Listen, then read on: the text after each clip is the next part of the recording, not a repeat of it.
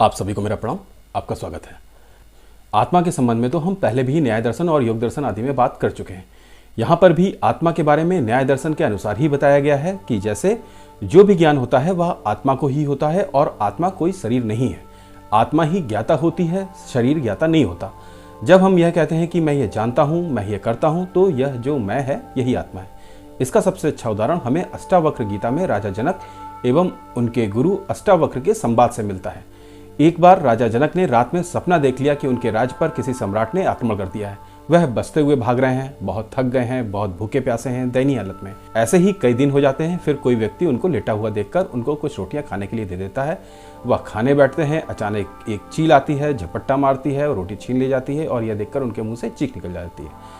अब उनकी चीख सुनकर महल में सिपाही वगैरह आ जाते हैं। राजा जनक की भी नींद खुल जाती है। राजा जनक एक बहुत विद्वान राजा थे। उनके राज्य में भी, उनके दरबार में विद्वानों की सभाएं लगा करती थी, शास्त्रार्थ हुआ करते थे। तो राजा जनक ने अपने दार्शनिक स्वभाव के कारण इस घटना का विश्लेषण करना आरंभ किया कि जब मैं स्वप्न में था तब वह एकदम सत्य प्रतीत हो रहा था, किंतु जब मेरी आंख खुली तो अब मैं यहाँ पर बिस्तर पर हूँ। तो इन दोनों घटनाओं में से कौन सी घटना सत्य है? यदि मैं जंगल में था और मेरे हाथ में रोटी थी तो उस समय यहाँ पर बिस्तर पर कौन था, और यदि मैं यहाँ बिस्तर पर था तो वहां जंगल में कौन था?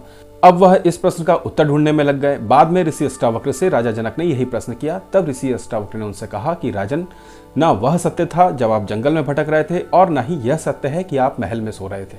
दोनों ही घटनाएं असत्य हैं। तब राजा जनक ने कहा कि महर्षि, ऐसा कैसे हो सकता है कि दोनों घटनाएं असत्य हों? तब महर्षि अष्टावक्र ने उनसे कहा कि महाराज, जब आप जंगल में थे तब आपका शरीर वास्तविक रूप से महल में था, और जब आप महल में थे तब आपका मन जंगल में था। अतः पूर्ण रूप से आप ना महल में थे और ना ही जंगल में। अतः दोनों ही घटनाएं सत्य हैं। अब राजा जनक ने पूछा, तो फिर सत्य क्या है? तब अष्टावक्र ने उनसे फिर पूछा कि उस घटना को किसने देखा था जब आप जंगल में भाग रहे थे? राजा ने कहा, मैंने देखा। वह एकदम सत्य था। मैं भाग रहा था और यहाँ पर आप बिस्तर पर हैं, यह किसने देखा? अष्टावक्र ने फिर से पूछा। तो राजा ने कहा कि वह भी मैंने ही देखा था। अब अष्टावक्र ने कहा कि वह भी सत्य था और यह भी सत्य है। अब राजा जनक और अधिक दुविधा में पड़ गए कि दोनों घटनाएं सत्य कैसे हो सकती हैं। तब अष्टावक्र ने उन्हें समझाया कि राजन, उस घटना को भी आपने देखा और इस घटना को भी आपने ही देखा, और आत्मा ही ज्ञाता है, आत्मा ही दृष्टा है। आत्मा हर काल में अस्तित्व में रहता है। आत्मा परम सत्य है और वही दोनों ही स्थान पर उपस्थित थी। अतः जो परम सत्य है और जो उसने देखा वह दोनों ही सत्य है। बस इन सत्यों में भिन्नता है। सत्य भी भिन्न भिन्न प्रकार के होते हैं। जो आपने स्वप्न में देखा वह प्रतिभासिक सत्य था, किंतु वह अस्तित्व में था। यदि अस्तित्व में न होता तो आपकी आत्मा उसके दर्शन कैसे करती? अतः वह क्षणिक ही सही किंतु सत्य था। और जो यहाँ आप इस समय देख रहे हैं वह व्यवहारिक सत्य है। पूर्ण रूप से यह भी सत्य नहीं है। कुछ समय के बाद यह भी नष्ट हो जाएगा। न आप होंगे, न ही दरबारी होंगे। उस स्वप्न की भांति यह भी समाप्त हो जाएगा। प्रतिभासी का अर्थ होता है जो व्यवहारिक ना हो, किंतु एक परमार्थिक सत्य भी होता है, अर्थात परम सत्य। और उस परम सत्य की अवस्था में कोई भी नहीं होगा, सिर्फ आत्मा होगी।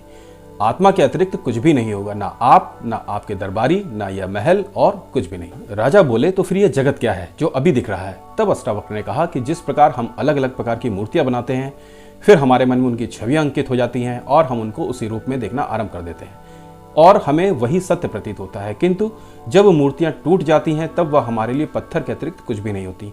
इसे ही अज्ञान कहते हैं। किंतु जो ज्ञानी होता है उसे ज्ञान होता है कि इन मूर्तियों में कोई भिन्नता नहीं, वे सभी पत्थर ही हैं। बस हमने पत्थर के ऊपर उन छवियों को अध्यासित कर दिया है, अर्थात अध्यारोपित कर दिया है। एक स्वर्णकार कुंडल और कंगन को नहीं देखता, उसे तो सिर्फ सोना ही दिखाई देता है। कंगन और कुंडल तो मात्र एक रूप है जो सोने पर अध्यासित कर दिए गए हैं, किंतु वह रहेंगे सोना ही।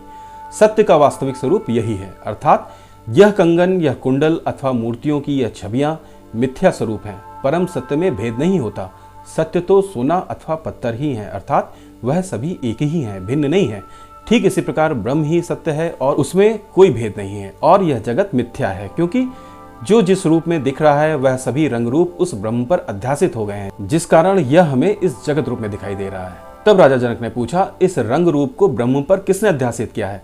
अष्टावक्र बोले, एक शक्ति है जो ऐसा करती है, और उस शक्ति का नाम है माया। यह माया अज्ञान रूपी शक्ति है। यह माया भ्रम उत्पन्न कर देती है, जिसमें भेद नहीं होता उसमें भी भेद उत्पन्न कर देती है, और इस माया के कारण ही व्यक्ति सत्य को देख नहीं पाता। जैसे हमें आकाश और धरती स्थान विशेष पर मिलते हुए दिखाई देते हैं, समुद्र और धरती भी मिलते हुए दिखाई देते हैं, जबकि हम यह जानते हैं कि वह वास्तव में कहीं नहीं मिलते। यदि हम कुछ कटोरों में जल भरकर रात्रि में रख दें तो हमें उन सभी में चंद्रमा का प्रतिबिंब नजर आता है, और यह सभी चंद्रमा एक जैसे ही प्रतीत होते हैं। यदि उनमें से एक कटोरे के जल को हिला दे तो चंद्रमा का प्रतिबिंब भी बिगड़ जाता है, किंतु अन्य चंद्रमा अपरिवर्तित रहते हैं। किंतु मूल चंद्रमा के रहते भी अन्य चंद्रमा अलग अलग प्रतीत होते हैं। ठीक इसी प्रकार ब्रह्म का स्वरूप एक ही है, किंतु इस माया के कारण वह हमें अलग अलग रूपों में दिखाई देता है, और इन प्रतिबिंबों की भांति ही इस माया के द्वारा बनाया गया यह जगत भी नश्वर है। यह सदा नहीं रहेगा, यह केवल कुछ समय के लिए ही है। यह माया ब्रह्म की ही शक्ति है, और ब्रह्म की ही भांति हम इस माया का भी वर्णन नहीं कर सकते। माया भी अवर्णनीय है, निर्वचनीय है। यह माया ही है जो ब्रह्म को अलग अलग रूपों में व्यक्त करती है और सभी चीजों में भेद उत्पन्न करती है, जिसके कारण हमें यह सभी चीजें अलग अलग रूपों में दिखाई देती हैं। और जिस प्रकार कंगन और कुंडल के नष्ट हो जाने पर सिर्फ सोना अस्तित्व में रहता है, मूर्तियों के नष्ट हो जाने पर सिर्फ पत्थर अस्तित्व में रहता है, ठीक उसी प्रकार इस जगत रूपी अज्ञान के नष्ट होने पर मात्र ब्रह्म ही अस्तित्व में रहता है। जिस प्रकार कटोरों में भले ही चंद्रमा अस्तित्व रूप में अलग अलग दिखाई देता है, किंतु जल में विक्षेप होने पर अस्तित्व में मूल चंद्रमा ही बचता है, अस्तित्व में वही सत्य था। ठीक उसी प्रकार जीवों में हमें जो अलग अलग आत्मा दिखाई देती है, उसके नष्ट हो जाने पर आत्मा ब्रह्म रूपी परम आत्मा में विलय हो जाता है। इस प्रकार यह आत्मा ही ब्रह्म है। अब एक प्रश्न यह उठता है कि यह ब्रह्म ज्ञान किसको देना चाहिए, ब्रह्म ज्ञान का अधिकारी कौन है? तो इसके बारे में हम पिछले अन्य दर्शनों में भी देख चुके हैं कि इसके लिए बड़ी स्पष्टता से कहा गया है कि जिसका आचार विचार शुद्ध ना हो वह ब्रह्म ज्ञान को पाने के योग्य नहीं है। इसी प्रकार वेदांत दर्शन में भी शंकराचार्य कहते हैं कि जिसका अंतर्मन शुद्ध ना हो उसे ब्रह्म ज्ञान नहीं देना चाहिए, और जो भी ऐसे व्यक्ति को ब्रह्म ज्ञान देता है वह स्वयं भी पाप का अधिकारी होता है।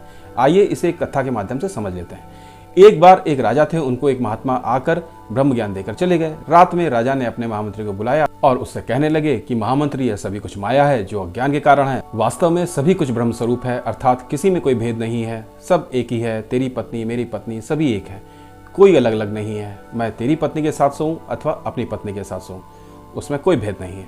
तो ऐसा है, तुम अपनी पत्नी को भेज दो।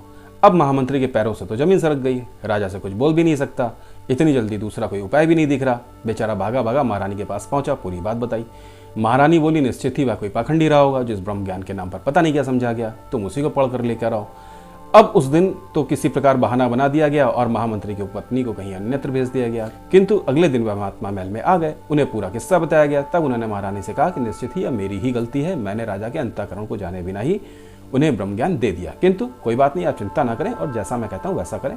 अब अगले दिन जैसे ही राजा राज दरबार में पहुंचे तो देखते हैं कि सिंहासन पर वही महात्मा बैठे हुए हैं, मंत्रीगण अपने स्थान पर हैं। राजा आके खड़ा हो गया। गुरुदेव बोले, वहीं पर बैठ जाओ। राजा को बड़ा अपमान महसूस हुआ, मंत्री को देखा, फिर कुछ सोचकर बैठ गया।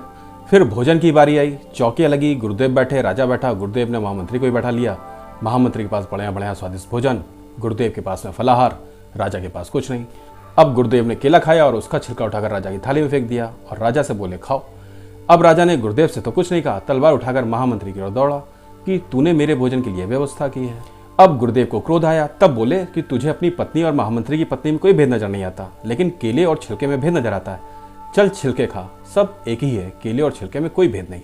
अब राजा गुरुदेव के चरणों में गिर गया और उसने गुरुदेव से क्षमा मांगी। आज बस यहीं तक रखते हैं। अब आप लोग जल्दी जल्दी चैनल को सब्सक्राइब कर लीजिए, वीडियो को लाइक कीजिए और कमेंट अवश्य कीजिए। जय हिंद, वंदे मातरम।